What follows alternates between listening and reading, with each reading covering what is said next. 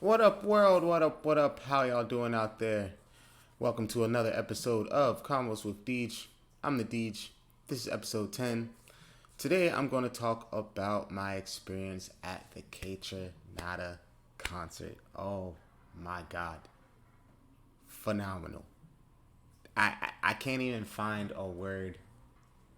Like, phenomenal is like a pretty good word to use to explain it, to describe this concert. That pales in comparison to how I feel when I think back to this concert, bro. Oh my God, bro. So that's what I'm going to talk about today. Play a little bit of his music. Yeah, so let's get into it. So the concert was last week. Let's see, today's the 18th. So it was last Wednesday, October 13th, 2021, in Washington, D.C. at the Anthem. I've been to the Anthem before for the Dave Chappelle's The Closer tour. Um, if you haven't seen the Closer special on Netflix, please watch that. A lot of people are upset about it because of the jokes, but I mean, that's to be expected. So either way, but the jokes that he's doing on the special, he did live at the Anthem in DC back in September. Yeah, September, I believe, like beginning of September. Um, no, either end of August, early September, one of them. So I've been to the Anthem before, and like it's a pretty big venue. Like when Dave was there, um, I don't know, when Mr. Chappelle was there, uh, like it was like it's 3 floors, and then they had like floor seats. So, but the floor seats, they had actual chairs, so you could sit down and just have a good time. But this time that I went to the Anthem, it was obviously for Kaytranada, and there were no seats on the floor. It's just standing room only. And then they had the upstairs, like they had seats upstairs, so if you wanted to take a seat, you could. But most of the people were downstairs, and it was sold out. Like it was packed, bruh. So I got to DC around. I got there early because I like to get there early and like get some food, maybe try and see whoever I'm trying to see early, like just get a picture or whatever. Just be like, hey, like just little things that I do before the concert to get myself ready. So get myself ready, and the doors are open at 6:30. So get in line around 5:30.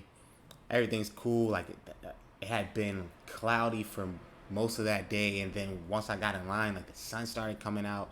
And if you haven't been to DC or to the Anthem, it's by the wharf, which is I'm not from DC, so these are just words I'm throwing out basically. But it's like a riverfront, so the Anthem's right there, and like the sun's coming out, and the river is sun's gleaming on the river, and like you just see all these people, like people walking their dogs, and it's restaurants and everything, up and down the street or whatever you want to call it, and like everybody's just looking, everybody's looking great, everybody's looking happy. That's what it really was like. Of course, like everybody's looking good because it's I mean it's a Wednesday in DC. Like everybody's always dressed to impress for the most part. But like it seemed like everybody was just happy, so it's just like, all right, bet, like this should be a good concert. So standing in line, doors open at 6:30. I come on in, and when I go to a concert, like I like to be front row. If I don't have tickets where it's like I have to sit somewhere, I like to be front row. So bum rush to front, not bum rush to front, but like I was already in line to begin with, so I didn't have to worry like, oh, like side note, I don't understand why people show up to shows like it's like the show says it's going to start at 8, but it also says the doors are going to open at 6:30. So you could get you could get a really good view of who you're trying to see if you just get there when doors open, instead of how most people do, like they have their pregame, trying to turn up and all that good stuff, which is all right, but you could also do that at the venue. Like I was able, some venues won't let you bring your your drinks onto the floor. But the anthem let me bring my drinks onto the floor, so I did that. It's like I kept going back and forth and having a good time. So I'm like front stage. Oh Jesus Christ, this it just having flashbacks. It's like, man, it was amazing. So I'm front stage, like everybody's coming in having a good time, and they have it was two openers before Kaytranada came out.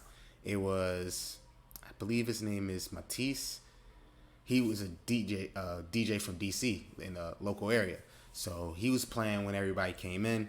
He did a really good job. Shout out to Matisse, like perfect job. He played all. I can't say he played all the hits, but like he played a lot of like good songs, a lot of edits of songs that are popular, and he also did like some like blend transitions. Like he played the original and then he would transition it to like a more modern version. So he did a really good job of getting everybody like warmed up, and it's like, all right, this, like you could just feel like slowly but surely by the time Kaytranada gets out here, it's gonna be crazy. So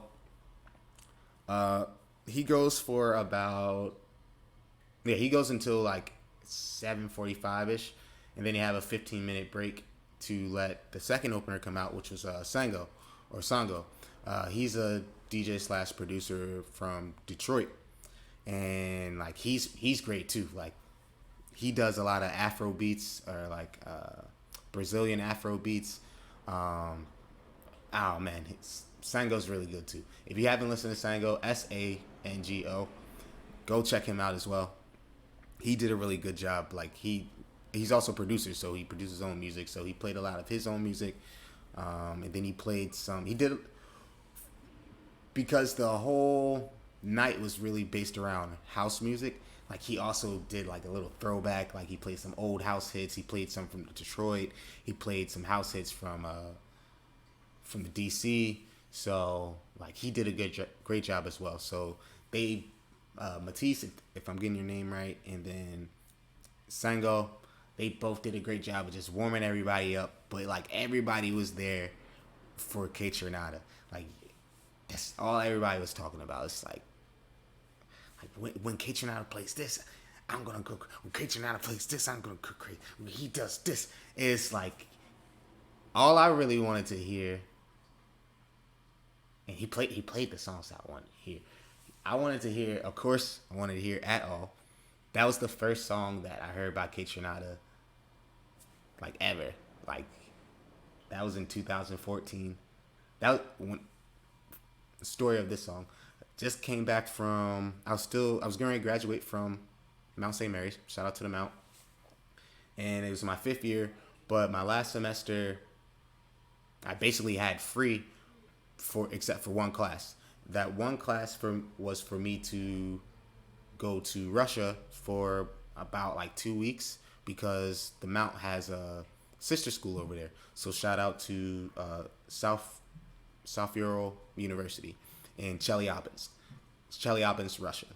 These are all Chelyabinsk is a real place. If you remember when that meteorite hit in Russia, like a decade ago or however long, that's the place where it hit. So I saw the meat. I saw like the chunk of the meat. Oh man, that trip was great. But anyway, when I got back from that trip, like I went home, like back to Baltimore, to just chill for a little bit before I went back to the Mount. And then I was just like on YouTube looking at music, how I usually do, just searching, and the video for At All came up. And if you haven't seen the video for At All, like it's very creative. Like I love that video. It's just Kaytranada, and then it's like, I think it's like 4 or 5 women, but they're like they're bodybuilders, so they're like super swole, but they're like feminine too, but they're also like doing bodybuilder stuff, like pulling, like the video is crazy. And then at one point, like they're all carrying Kaytranada, and it's like I have to watch that video again. It's crazy. But that was the first time that I heard of Kaytranada, even though he's been doing music since like around 2010. That was the first time that I heard of Kaytranada. So it's like, all right, cool. Let me take a look into this. And then I started doing a deep dive, listening to his music on SoundCloud. And it was like, okay, this guy's got something going on. So then he releases 99.9 in 2015-16, and I was like, I was blown away by that one. I was like, I didn't even know people were still like making music like this. Like Kaytranada is really in his own genre as far as house music, because he's just got his own sound. And when you hear his beat, it's like, oh yeah, that's Kaytranada. Like if even if you don't know who the producer is, if you look up the song, it's like who produced this, and then you see Kaytranada, you're like, oh yeah, how could I not figure that out? But like 99.9, I had that. I burnt the CD, and then I had that in my car. I had that in two cars. Like I had two cars between the time that I had that one CD. Like I transferred it from my 95 Honda Civic. Shout out to the Eldorado. And then I transferred the CD to I had a Mazda 3 or 6 or one of the Mazdas. So I transferred it over there. But like they all had CD changers, so it was like, and that was, I was still like, this is the time when you could still where people were still like burning CDs. I still do, but whatever. But I was still like, all right, I'm gonna switch this one out and switch that one. That was the only one that stayed in the CD changer like consistently. Never took it out. And then the car got I actually transferred it to 3 cars, because then the Mazda broke down. So then I had another Honda. This time I had a Honda Accord, and then the Honda I put it. So yeah, I transferred it from 3 cars, bro. And then unfortunately the Honda Accord got stolen, so I no longer have that CD or like the CDs that I had in there. So that was kind of like RIP, but neither here nor there. But anyway, going all the way back to Kaytranada. So Sango finishes with his set. It's like 8:45, and by this time I've made a few friends at the concert, because mind you, I'm riding the high off of. If you saw my last video, I'm riding that high off of the first gig. Like, damn, I'm finally a DJ. Like, I'm taking the steps to get to where I want to go. So I'm still riding that high, feeling good. And then like the concert's like right there, so it's like, and everybody in there is feeling good. So like, and I'm also drinking, so it's like, all right, whatever. But I made a few friends while I was at the concert. So shout out to Mike, shout out to Larry, shout out to Layla, shout out to. There's a few more people that I met. If I forgot your name, please forgive me. But shout out to y'all. Like, I'm sure y'all had a great time. If we hang out again someday, when I'm back down in DC, like, fingers crossed, because y'all, that was a good group right there. But anyway, like, we're just all like, it's like 8:45. No, it's not even. Like, Sango went till probably like 9-ish, 9:15. So like, then they have another intermission. So it's like, all right. Well, no, I was gonna say like I should probably get another drink, but like I did end up getting. But at that point, before like Kaytranada's getting ready to go, come on, mind you, I'm in the front row, like I'm here, like I couldn't be any closer to the front other than like a couple people in front of me, like literally a couple, like I'm right there. So I keep turning around, like, you know, like just to see, like, all right, it's starting to get packed throughout the first couple of hours. Then by the time, like, it's like time for Kaytranada to come on, you turn around, you look up, and it's like, it's sold out. Like, you can't walk anywhere. So it was like, and it is, you could just feel the anticipation in the air. Like, oh my God, bro. I'm telling you, the flashbacks, they just keep hitting me. It's, so Kaytranada finally comes on. He plays, I think the first song he played was like the instrumental to "Oh No." I could be wrong.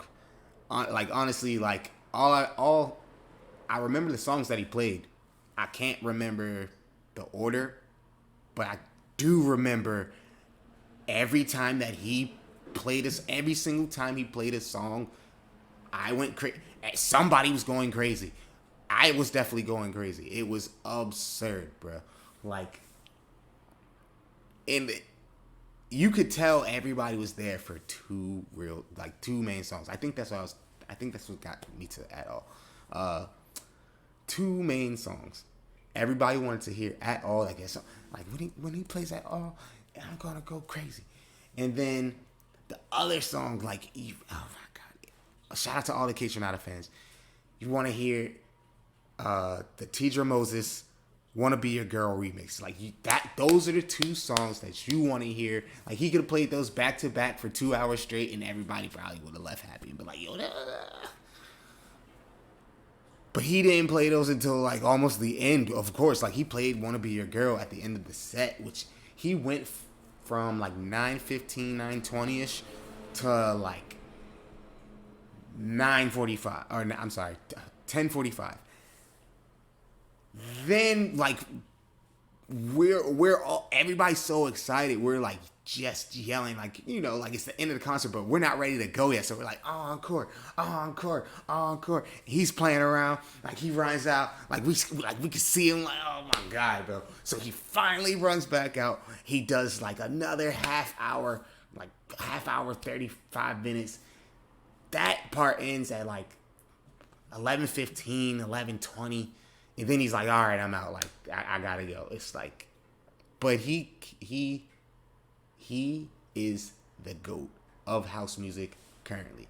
Like, Mount Rushmore of house is probably Larry Levan, Frankie Knuckles, David Mancuso, and then I'm putting Kaytranada right there.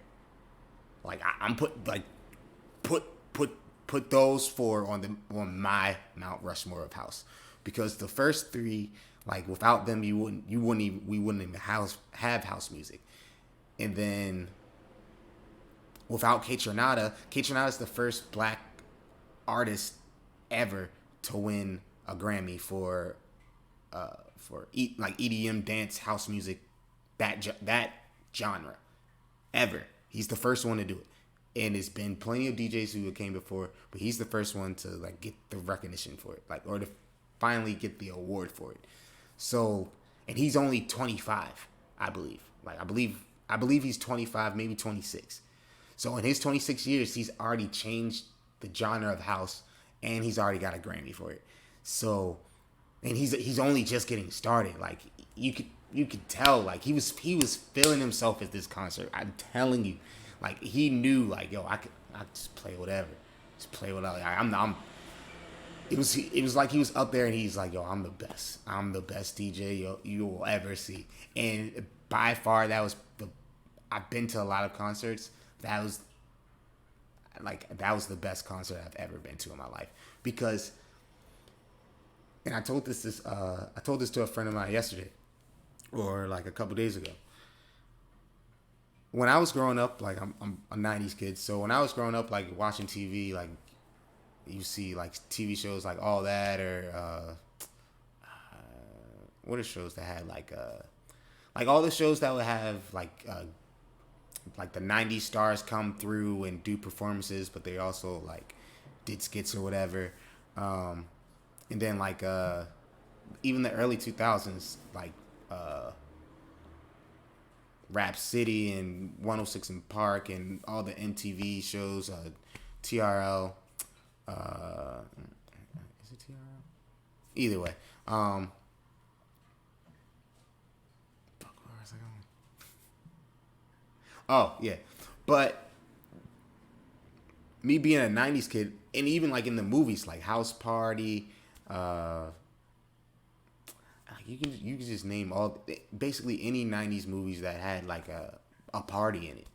Like the music in the movie or the show or the performance, even the music, like just the music in general at the time, it was more like, even though it was going to the or the progression of becoming more like aggressive, more gangster rap, trap music, that path, it was still like everybody was like, let's just have a good time. Like, like Biggie said, like party and bullshit.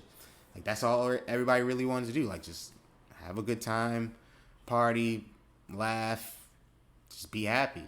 And now you go to a party, you just look around and like the women are having a great time. So shout out to side note, shout out to the women of DC. Like y'all are gorgeous.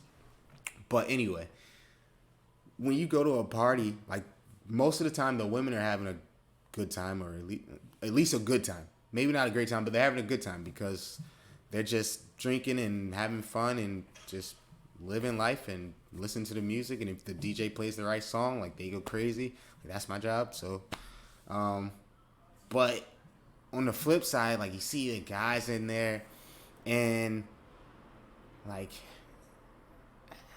just being honest, like y'all, a lot of y'all are kind of lame. Like, that's probably not the right word to use, but that's the word that I use. Like a lot of y'all just don't. You just go to the party. You go with your group of guy friends, and then you just stand there, and then you just want to get the Instagram shot or the picture or whatever to show to everybody that you went there. Instead of like, you can still do that. Like I did that, but my main priority was like, bro, I paid to be here, and this is my favorite DJ. Besides probably like Jazzy Jeff and Joe Cat, and it's probably a lot more, but Kaytranada is one of my favorite DJs / producers. So it's like, I'm here to see him. I'm not here to show everybody like, yo, I'm at the show. Look at what he's doing now. The only time that I did that is like, all right, I did that for Matisse at the beginning. Did that for Sango, like a couple of his songs, and then I did it for Kaytranada, like take a picture, like I'm here. And then I did it for the songs that like that I really came there to hear. It's like, this is why I'm here. Like, here's Kaytranada. This is the song that, like, this is the banger. So it's like, that's how I do it. But other than that, I'm not there to just have my phone out the entire time and record videos that I'm never going to watch again, like, ever. Like, you're not going to watch the videos of the concert. You're just not. You have a better chance of looking at the photos than you do looking at the actual video. So it's no point. But going back to the point of the guys or the men, it's just like, even if you're with your girlfriend, that makes sense. But like, it doesn't even seem like y'all having a good time when you're with your girlfriend. It's just like, like I'm here. It's like y'all are too cool to dance or to like have a good time. It's like, that's not for me. Like when I go to a party, or when I go to a concert, or anywhere that I go, like I want to feel good wherever I'm at. So that's my objective. And especially when I'm DJing, that's the only kind of music that I want to play. I want to play music that makes people feel good. I don't want to play music that puts people in like a depressing mood, or like, everybody has shit going on. So there's no point in bringing that up when people pay to see you. It's like, people pay to see you so they can have a good time and feel good and leave and be like, oh man, that was a great break from the mundane bullshit trials and tribulations that I have to go through. Or maybe it like going to that concert inspired me to like push forward, because when you think about Kaytranada and his journey, you can go back to the Boiler Room set, the first Boiler Room set on YouTube from 7 years ago, 2013, 14. And you can see, like, it's just him and it's not a small room, but it's a nice sized room.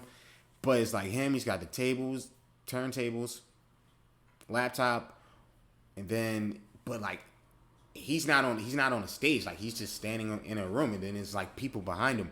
But even back then, like, the music that he's making, it was so good that everybody could not help but have a good time. Like, you could see it in everybody's face. It's just like, man, I really like this.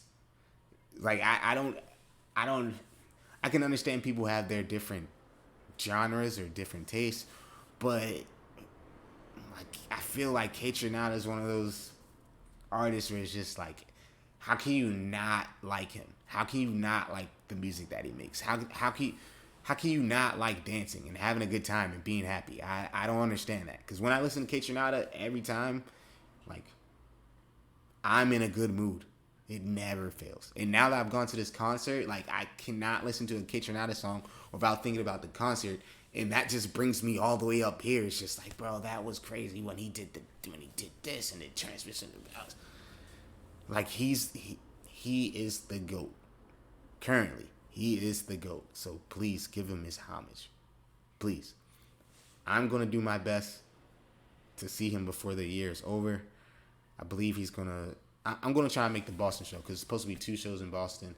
And that's like the first or second week of December. So I'm going to try and make that my mission. No, I'm going to the Kaytranada concert in Boston. I'm making that a mission. Like, I have to see him at least one more time before the year is over, because that's how good it was, that I'm willing to go see him again. And even if he played the same exact set, I would not care, because it was just that good. And I just want to... That's what I want to do for people. I want people to come in and be super excited, and then for like 2 hours straight just play hit after hit after hit after hit after hit, and people just can't help but have a good time and be happy and like dance. Like, that's what I'm on. That's what I feel like I was promised in the 90s. Good times, parties, like when you go to the party, like, yeah, everybody's there, oh. Nobody's doing that right now. So if you are watching this, I guess I'm asking you to be free and like, stop caring so much what people think. Like, who cares if you can't dance? Like, I'm not the best dancer, but so I don't care. I like dancing, so that's what I'm gonna do. And the more you dance, maybe, hey, you get better at it. I don't know. That's usually how things work. So yeah, that was a long spiel. Definitely shout out to Matisse for opening. Shout out to Sango, and definitely shout out to Kaytranada, the God. Like, amazing. So that's episode 10. On that note, I'll bid you a good do. I'll bid you a do. There we go. I bid you a... You know what I'm trying to say. See you next time. Peace.